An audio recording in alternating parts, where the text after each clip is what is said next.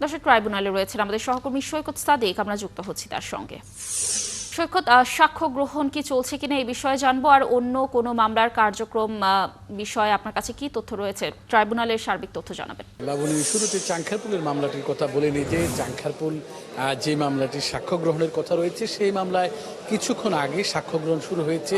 এই মামলায় আব্দুল সালাম নামে একজন প্রত্যক্ষদর্শী, তিনি ওই দিন 5ই আগস্ট জুলাই অভ্যুত্থানের ঘটনার দিন ছিলেন এবং শহীদ ইয়াকুব নামে একজন শহীদ, যখন 6 জনের মধ্যে একজন, তাকে যখন নেওয়া হয় তিনি তার মোবাইলে ভিডিও ধারণ করেছিলেন।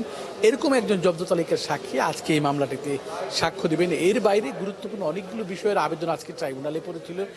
আপনাকে বলে নিচ্ছি, গত 22 অক্টোবর যে মামলাটি আজকে হয়েছিল ট্রাইব্যুনালে, যে গুমের বিষয়ে সেনাবাহিনীর সদস্যদের বিরুদ্ধে যে দুটি মামলায় 13 সেনা কর্মকর্তার বিরুদ্ধে পরবর্তী শুনানির ডেট ছিল 20 নভেম্বর, সেই তারিখটা পরিবর্তন করা হয়েছে। সেই তারিখটা রাষ্ট্রপক্ষের আবেদনের প্রেক্ষিতে সেটা নেওয়া হয়েছে 23 নভেম্বর। এর বাইরে জুলাই অভ্যুত্থানে রামপুরে আরেকটি মামলা দায়ের হয়েছিল, সেখানেও 2 জন সেনাবাহিনীর সদস্য অভিযুক্ত রয়েছেন, রেদওয়ান সহ।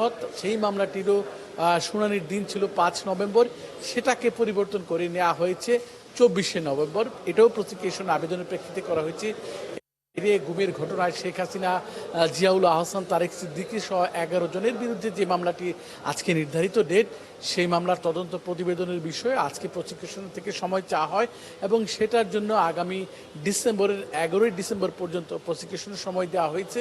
এই মামলার যিনি একজন আসামি গ্রেপ্তার হয়েছে জিয়াউল হাসান, তার বিরুদ্ধে আজকে প্রসিকিউশনের পক্ষ থেকে বলা হয়েছে 2টি চার্জশিট তারা দিয়েছেন, আরেকটি চার্জশিট বাকি রয়েছে, সেটার জন্য তদন্ত কার্যক্রমের জন্য তারা সময় চাইলে এই সময় দেওয়া হয় এবং সেটা এই মামলায় শেখ হাসিনা বা অন্য যারা ছিল তাদেরকে এই মামলা থেকে সরিয়ে নেওয়া হয়েছে। এখন পর্যন্ত লাবণী, এই ট্রাইব্যুনালের এই হচ্ছে সর্বশেষ তথ্য, মানে চাংখারপুলের মামলার যে সাক্ষ্য কার্যক্রম সেটা শুরু হয়েছে। লাবণী, এখন পর্যন্ত আমার কাছে এই হচ্ছে ট্রাইব্যুনালের সর্বশেষ তথ্য। সৈকত, ধন্যবাদ আমাদের সাথে যুক্ত থাকার জন্য। আপনি থাকুন ট্রাইব্যুনালে, আমরা নিশ্চয়ই সাক্ষ্য গ্রহণের আরও তথ্য পরবর্তী সংবাদ সহযোগে আপনার মাধ্যমে দর্শকদেরকে জানানোর চেষ্টা করব।